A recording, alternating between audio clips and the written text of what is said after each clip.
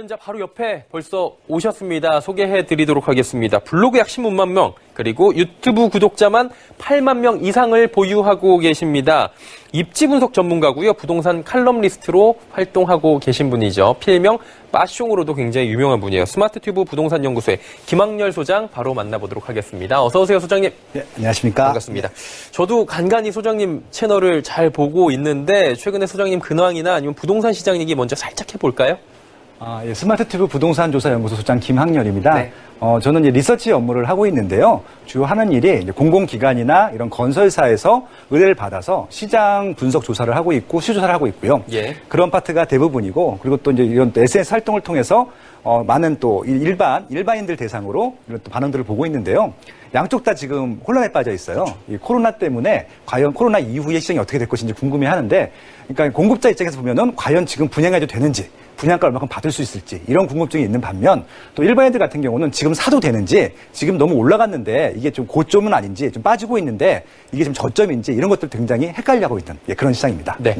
아무래도 이제 업 자체가 수요자의 입장과 공급자의 입장 양쪽을 다 듣고 계시다 보니까 하반기 코로나 이후에 부동산 시장이 어떻게 흘러갈지 오늘 좋은 강연이 될 것 같습니다. 김학렬 소장의 강연 지금부터 함께 하시죠.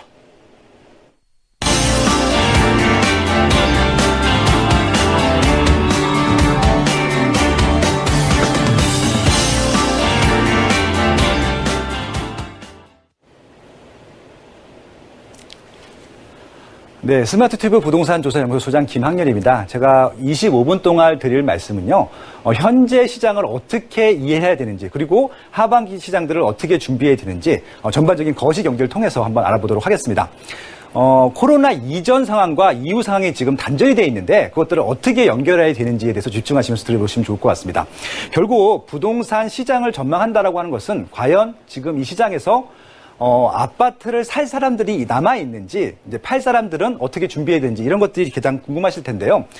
그런 측면에서 여러 가지 좀 이야기들을 나누고 있는데, 중요한 것은, 정답이 없다는 겁니다. 복잡계라고 하는데요. 하나의 요소를 설명하기 위한 다양한 원인들이 저렇게 점으로 도택한 것처럼 수백 가지, 수만 가지입니다. 저런 것들을 다 분석해서 하나의 정답, 논리, 이런 것들을 찾아내는 것은 어렵다는 말씀을 드려보고 싶은 것들이고요. 결국은 하나의 논리로 세상을 이해할 수 없다라는 가정을 한 상태에서 결과를 좀 봐주시면 좋겠다라는 말씀을 드려보고 싶고요. 결론은 우리가 정확히 예상을 할 수 없습니다. 그럼에도 불구하고 우리가 확실하게 하나 알 수 있는 것들은, 부동산은 결국 그 아파트, 그 입지에 살고 싶어하는 수요층이 있는지를 파악하는 것이 중요하다. 일단 그런 말씀을 드려보고 싶습니다. 결국은 수요층을 파악하기 위해서는 인구수, 수요수를 좀 파악해야 되는데, 저는 기본적으로 인구수가 수요에 거의 비례한다고 볼 수 있을 것 같습니다. 결국은 인구가 증가하는 곳은 끊임없이 아파트 수요가 조금 더 많아진다고 보시면 좋을 것 같고요. 인구가 감소하는 지역들은 수요가 좀 줄어든다라고 해도 크게 지장은 없을 것 같습니다. 결국 그래서 저희는 인구가 증가하는 지역인지 감소하는 지역인지를 좀 따져봐야 될 텐데요. 2010년도부터 2019년도까지 지난 10년 동안의 인구 변화를 좀 살짝 살펴보았습니다. 일단 결론부터 말씀드리면은 전국 전체 인구를 보시게 되면은 2010년도 같은 경우는 5천만 명이었었는데 2019년도는 5,180만 명, 결국은 180만 명이라고 하는 인구가 증가하게 된 것이죠. 결국은 아직까지 대한민국이라는 아파트 시장, 부동산 시장은 수요가 증가하고 있다라고 봐주시면 좋을 것 같습니다. 근데 문제는 모든 지역이 동일한 비율로 증가하고 감소하지는 않는다는 얘기죠. 결국은 인구가 증가하는 곳이 있고 감소하는 곳이 있을 텐데, 여기서 우리가 주목해야 될 부분들은 인구가 증가하는 곳입니다. 근데 놀랍게도요, 서울은 인구가 감소하고 있습니다. 이것들을 어떻게 봐야 되는지, 그런 부분들을 한번 좀 집중적으로 보시도록 하겠습니다. 결국 인구가 증가하는 곳, 그러니까 빨간색이 인구가 증가하는 곳이고요, 초록색이 인구가 감소하는 곳일 텐데, 일단 전국 평균으로서는 인구가 증가하고 있고요. 그리고 인천이 증가하고 있고요. 경기도가 증가하고 있고, 충남, 충북이 증가하고 있고, 세종시와 제주도가 증가하고 있고요. 나머지 지역들은 다 감소입니다. 그렇죠? 서울도 감소입니다. 그럼 결국은 우리가 인구가 증가하는 지역은 상대적으로 좀 안전한 투자처, 안전한 내집 마련 장소라고 볼 수가 있을 것 같은데, 그럼 서울은 어떻게 봐야 되냐? 서울만 놓고 보게 되면은 이것들은 문제가 생기게 됩니다. 왜 그러냐면은 서울은 더 이상 공급을 할 수 없는 입지이기 때문에 그렇습니다. 그럼 결국은 서울의 수요는 서울만 보는 것이 아니라 경기도와 인천 합한 숫자, 결국 수도권이라고 하는 부분들을 하나의 덩어리로 봐서 인구가 증가하고 있는지 감소하고 있는지 그런 측면들을 좀 보시면 좋을 것 같습니다. 그렇게 보면은 경기도도 인구가 증가하고 있고 인천도 증가하고 있고요. 수도권 서울에서 감소하는 것들 커버하고도 남을 만큼 많은 인구가 증가하고 있기 때문에 수도권은 인구가 증가하고 있다고 봐주시면 좋을 것 같습니다. 결국은 수도권의 인구가 왜 증가하느냐? 부동산에서 가장 중요한 것은 일자리일 텐데 결정적으로 지방은 일자리가 감소하고 있고 새로운 일자리가 생기는 지역들은 서울을 포함한 경기, 인천, 수도권이더라라고 하는 것들이고요. 특히 서울에 일자리가 많이 생기고 있는데 서울까지 출퇴근하시는 분들이 서울에 살고 싶어 하지만 뭐 가격적인 문제 아니면 공급의 부족 문제 때문에 인천과 경기도에서 나눠 살게 됩니다. 결국은 서울의 일자리가 증가하는 양만큼 서울의 수요는 증가할 텐데 그 서울의 일자리를 출퇴근하기 위한 분들이 경기도나 인천에서 출퇴근할 수밖에 없겠다. 뭐 이런 일단 큰 판에서의 전망을 드릴 수 있을 것 같고요. 반면 제조업 위주의 지방 같은 경우는 지금 인구가 감소하고 있다고 보시면 될 것 같은데요. 특히 도지역 같은 경우는 거의 다 충청도랑 충청남도를 제외하고는 감소를 하고 있다고 봐주시면 좋을 것 같습니다. 근데 이 충청남도랑 충청북도도요. 이 자체적으로 인구가 증가한다라기보다는 서울 수도권에서 다 감당하지 못한 수요층들이 넘어온다라고 봐주시면 좋을 것 같습니다. 결국은 서울을 중심으로 한 경기, 인천, 충남, 충북까지는 어느 정도 인구가 증가하고 있는데 그 외 지역들은 인구가 감소하고 있더라. 결국은 수도권과 수도권 영향 지역, 그다음에 수도권 비영향 지역과 나눠서 보셔야 된다는 말씀을 드려보고 싶은 겁니다. 결국은 안전한 투자처를 찾기 위해서는 서울을 중심으로 한 이런 지역들까지만 보시면 좋겠다는 일단 말씀을 드려보고 싶은 것들이고요. 그래서 결국은 어떤 투자처를 찾는지를 보실 때는 일단 거시적인 방법이 있고 미시적인 방법이 있을 텐데, 거시적 방법으로 보는 것들을 보통 탑다운 방식이라고 하고요. 미시적 방법으로 보는 것을 바텀업 다운 방법이라고 하는데, 거시적 방법은 제가 지금 설명드린 대로 이런 인구가 증가하는 구조들, 왜 증가하고 왜 감소하는지 그런 부분들을 보신다라고 하면은 결국은 인구가 증가하는 지역들, 인구가 감소하지 않는 지역들 같은 경우는 그렇게 좀 좁혀나가실 수 있는 것들이고요. 인구가 감소하는 지역들 같은 경우는 좀 이렇게 발라내는 그런 전략들이 아마 탑다운 방송에서는 유효할 것 같고요. 하지만 이제 구체적인 아파트를 찾을 때는 어떤 아파트를 선택할지 잘 모릅니다. 그럴 때는 반드시 이 바텀업 방법으로 찾아보셔야 되는데 그 방법 중에 하나가 결국은 랜드마크 아파트를 찾는 겁니다. 랜드마크 아파트라고 하는 것은 간편하게 말씀드리면은 해당 입지에서 가장 비싼 아파트라고 보시면 좋을 것 같습니다. 가격이라고 하는 것은 결국 수요랑 비례하게 한다라고 볼 수 있는데요. 가격이 비싸다고 하는 것은 다른 아파트들보다 수요가 많다라는 의미로 이해하시면 좋을 것 같습니다. 결국은 랜드마크 아파트 같은 경우는 많은 사람들이 그 아파트를 입주하고 싶어하고 보유하고 싶어하는 아파트일 텐데 그러한 수요의 가치들이 이미 가격에 반영되어 있기 때문에 대부분 다 비쌉니다. 비싸고 가격이 잘 흔들리지 않습니다. 왜냐하면 수요가 많기 때문에. 결국은 랜드마크 아파트를 찾고 투자하는 것은 안전한 투자처를 찾는 데 굉장히 유효할 텐데 문제는 제가 말씀드린 대로 워낙 대기 수요층이 많기 때문에 가격이 흔들리지 않을 정도로 이미 많이 가치가 반영되어 있어서 비쌉니다. 비싸기 때문에 일반인들이 돈이 좀 부족한 층들이 들어가기는 어렵기 때문에 저는 그 대안으로서 랜드마크 주변에 있는 B급 단지 혹은 랜드마크, 준 랜드마크 아파트들을 추천하는 편이죠. 입주도 마찬가지인데요. 서울 같은 경우가 비싸게 되면 일단 경기도에서 찾아볼 수 있는 것들이고요. 경기도에서 조금 어렵다라고 하면은 경기도에 붙어 있는 뭐 충남이라든지 충북이라든지 이런 지역까지 좀 확대해서 볼 수 있는 여지가 있다라고 보시면 좋을 것 같습니다. 서울이 아니어도 일단 제2의 도시라고 할 수 있는 부산 같은 경우도 부산의 핵심 입지, 인근 입지 이런 식으로 좀 넓혀간다고 하면은 이런 바텀업 방법으로도 충분히 우리가 선택해야 될 아파트들을 찾을 수 있다. 일단 그렇게 말씀드려보고 싶습니다. 그래서 부동산을 투자하는 방법들은 크게 4가지가 있을 텐데요. 이제 간단히 말씀드리도록 하겠습니다. 일단은 가치 투자 방법인데요. 가치 투자 방법이라고 하는 것은 적정 가치보다 시세가 낮을 때 사는 방법입니다. 결국은 이것들은 IMF나 금융위기처럼 폭락을 했을 시기에 들어가는 방법이고요. 이번에 코로나19 때문에 금매들이 좀 나왔습니다. 저는 금매들도 조정된 가격, 결국 가치보다 낮은, 그러니까 그 가격보다 낮은 상태의 저평가된 아파트를 볼 수 있는 시기였다고 생각을 하는데 이런 시기에 사는 방법들을 가치 투자라고 하고요. 또 하나는 뭐냐면은 발전 가능성 투자 방법일 텐데 발전 가능성 투자 방법은 지금 가치는 싸다고 말할 수 없지만 지금 가치보다 미래 가치가 올라갈 수 있는 것들을 미리 선점하는 전략 이런 것들도 필요하다는 말씀을 드려보고 싶은 것들이고요. 배당 투자는 우리가 말씀드린 대로 수익형 부동산입니다. 월세를 받는 것들이고 이건 좀 논외로 하겠습니다. 마지막으로 트레이딩 투자 방법인데요. 이거는 단기 갭 투자 방법입니다. 그러니까 이것은 대세 상승기 시장 초반에 매수를 한 다음에 어느 정도 올라간 다음에 매도를 하는 전략이라고 보시면 좋을 것 같습니다. 결국 오늘 설명드리고 싶은 말씀은요. 단기 트레이딩도 아니고 단기 투자, 그러니까 수익형 부동산도 아니고요. 가치 투자와 발전 가능성에 대해서 말씀드리고 싶은데요. 기본적으로 가치 투자는 아까 말씀드린 대로 랜드마크 아파트를 찾고요. 랜드마크 아파트를 투자할 수 있는 경제적 여력이 있는 분들은 그냥 투자하시면 되는데 문제는 그만큼 경제적 능력이 없는 분들이 대부분이기 때문에 랜드마크 아파트와 인근에 있는 아파트인데 가격 격차가 많이 벌어졌을 때 사는 방법들을 추천드리는 것들이죠. 그리고 다시 랜드마크 아파트랑 랜드마크가 아닌 아파트 가격이 붙었을 때는 매도합니다. 결국은 매수 타이밍은 랜드마크 아파트보다 많이 가격이 벌어졌을 때가 매수 타이밍인 것이고요. 붙었을 때가 매도 타이밍이라고 보시면 될 것 같습니다. 이렇게 간단하게 가치 투자를 활용할 수 있을 것 같고요. 두 번째 방법은 발전 가능성 투자인데요. 지금 가치보다 미래 가치가 올라갈 수 있는 부동산들을 선점하는 방법들이죠.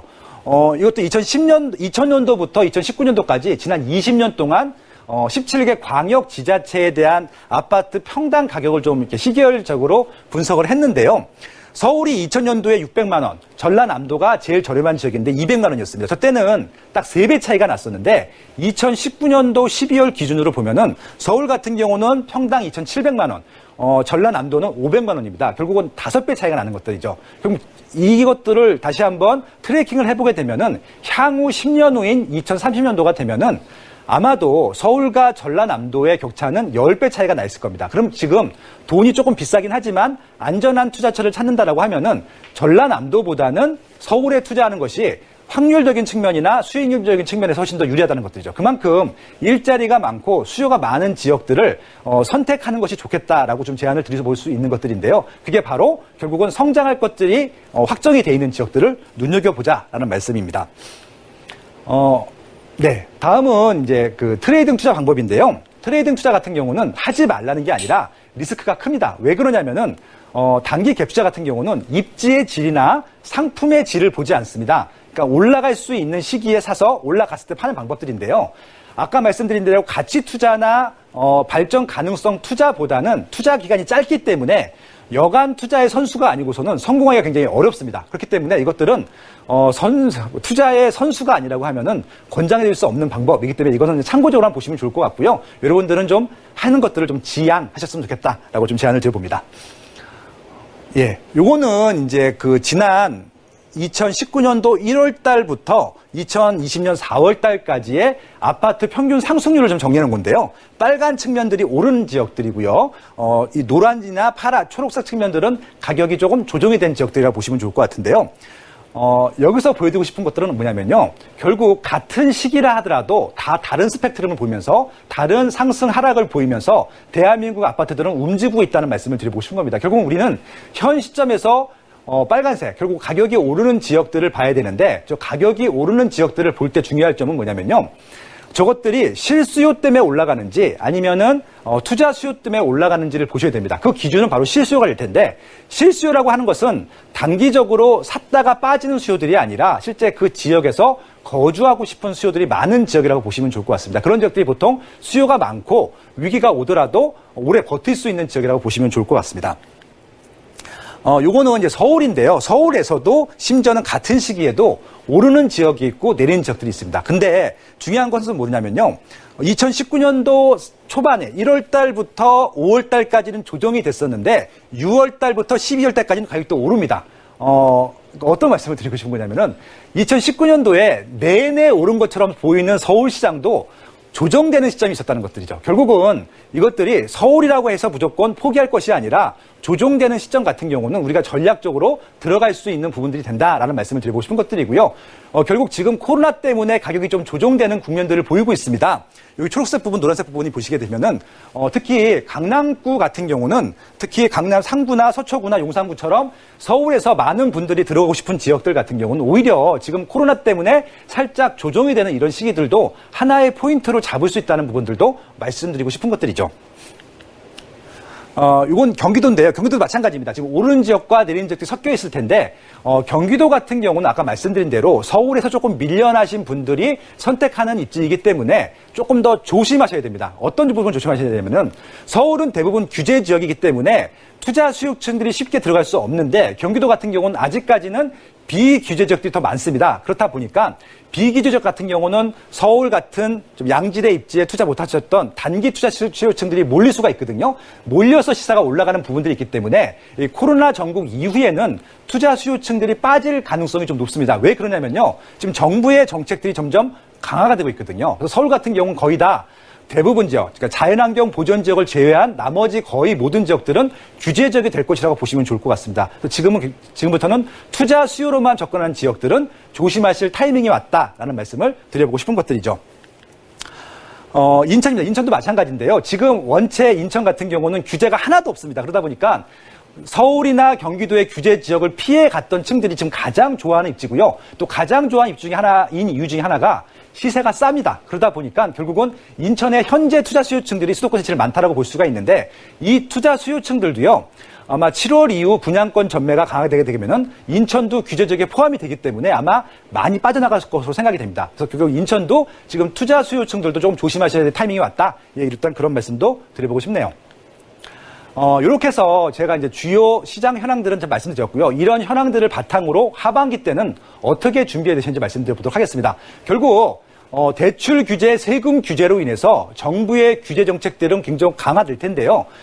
대출 규제 같은 경우는 15억 이상 같은 경우는 거의 지금 대출이 안 나옵니다. 그렇기 때문에 지금 15억 이상 시장들은 많이 주춤한 상태고요. 오히려 15억 이하에서 대출이 올라가는 지역들이 각이 많이 올라가고 있는데 하반기 때 예상해 볼 수 있는 것들이요. 15억 이상 시장과 15억 이하 시장이 붙어 있기 때문에 오히려 많이 오른 15억 이하 시장보다는 15억 이상 시장이 조금 더 올라갈 여지가 높다라고 하는 부분들이고요. 또 하나, 세금 규제 때문에 지금 중산층들이 옮겨 타기 수요들을 할 수 없다는 것들이죠. 이게 무슨 말씀이냐면은 많은 분들이 투자를 하고 싶어 하고 더 좋은 주택으로 살고 싶어 하는데 지금 많은 분들이 왜 위축이 돼 있냐면요. 정부에서 규제를 하고 있다 보니까 이것들을 지금 투자하면 안 되는구나, 사면 안 되는구나 이런 메시지로 오해를 하고 있다는 것들이죠. 지금 정부가 하고 싶은 것들은 대출 규제, 세금 규제를 통해서 하고 싶어 하는 것들은 뭐냐면요. 투자 수요층들이 들어오지 못하도록 막고 있을 테니까 무주택자들이나 1주택자들 중에서 양질의 입지나 양질의 주택으로 이사가고 싶으신 층들은 이번 기회에 옮기라는 메시지로 보시면 될 것 같아요. 결국은 대출 규제 때문에 지금 15억 이상 시장들이 많이 위축이 되어 있는데 오히려 위축된 이 타이밍을 이용해서 15억 이하 주택에서 15억 이상 주택으로 이사가고 싶으신 분들은 이렇게 급매물이 나올 때 혹은 하반기 때 아직까지 경직이 풀리지 않았을 때 이 타이밍을 이용해서 하반기 때 이주하는 전략 혹은 매수하는 전략들도 유효할 것이다. 그런 말씀을 드리고 싶은 것들이고요. 세금 규제도 마찬가지입니다. 지금 세금 문제 때문에 특히 보유세 문제, 양도소득세 문제 때문에 많은 분들이 추가적인 투자하는 것들을 우려하고 있는데요. 일단 정확히 말씀드리면은 내 집 마련을 했고 더 좋은 지역으로 이사 가시는 싶으신 분들 같은 경우는요. 1주택자들 같은 경우는 생각보다 세금이 많이 내지 않습니다. 그렇기 때문에 좀 자신 있게 15억 이상 입지를 하더라도 이사를 가시는 그런 좀 전략들이 필요할 것 같고요. 다주택자 분들도요. 결국은 앞으로는 세금과 무관하게 갈 수가 없거든요. 세금을 낸다 하더라도 세금을 좀 많이 낸다 하더라도 세금을 오히려 많이 낼 수 있는 입지로 투자하시는 것들이 더 안전하고 확실한 방법이 될 수 있을 것이다. 그런 말씀을 드리고 싶고요. 또 하나는 이제 궁극적으로 공급 문제일 텐데요. 가격이 오르는 지역들은 결국 공급이 부족해서 오르는 입지가 많습니다. 그래서 지금 정부에서도 조금 더 공급을 많이 하려는 그런 정책들이 나오기 시작했는데요. 작년 초에 그 서울 수도권, 서울의 수요를 분산시키기 위한 3기 신도시 발표가 있었습니다. 그게 30만 호일 텐데요. 그것들도 결국은 서울에 몰린 수요들을 분산시키려는 정책이었었고요. 얼마 전에 발표했던 5월 6일 대책. 결국 그것들은 서울에 7만 호를 공급함으로써 서울에 있는 몰린 수요들을 풀어주겠다는 의도라고 보시면 좋을 것 같거든요. 그럼 결국은 정부에서도 공급을 하겠다는 메시지를 주고 있습니다. 그럼 여기서 중요한 건 뭐냐면요. 이렇게 대량으로 공급을 하게 되면은 대량 공급 때문에 영향을 받는 입지가 있고 영향을 받을 텐데 긍정적으로 받는 입지가 있을 거고 부정적으로 받는 입지가 있습니다. 결국 어떤 말씀을 드리고 싶은 거냐면은 궁극적으로 핵심 입지 같은 경우는 더 이상 추가 공급이 안 되기 때문에 서울서 신도시 30만 원을 하고 서울에 7만 원을 추가적으로 공급한다 하더라도 강남처럼 수요가 몰린 지역들, 뭐 서초구나 용산구처럼 수요가 몰린 지역들의 수요들을 해소할 수는 없거든요. 그런 입지들 같은 경우는 오히려 공급이 많이 될 때를 이용해서 가격이 오르지 않는다고 하면 그때 들어가시면 좋을 것 같고요. 이런 30만 원 때문에 경기도에 공급되는 입지들 같은 경우는 아마 경기도권에 있는 2기 신도시, 1기 신도시, 기타 위상 도시의 구축들 같은 경우는 조금 위협이 될 수도 있을 것 같습니다. 그런 지역들은 오히려 구축에서 신축으로 갈아타는 전략들이 필요할 것 같다. 예, 일단 그런 말씀들을 드려보고 싶네요. 이렇게 해서 제가 준비한 강의는 마치도록 하겠습니다. 네.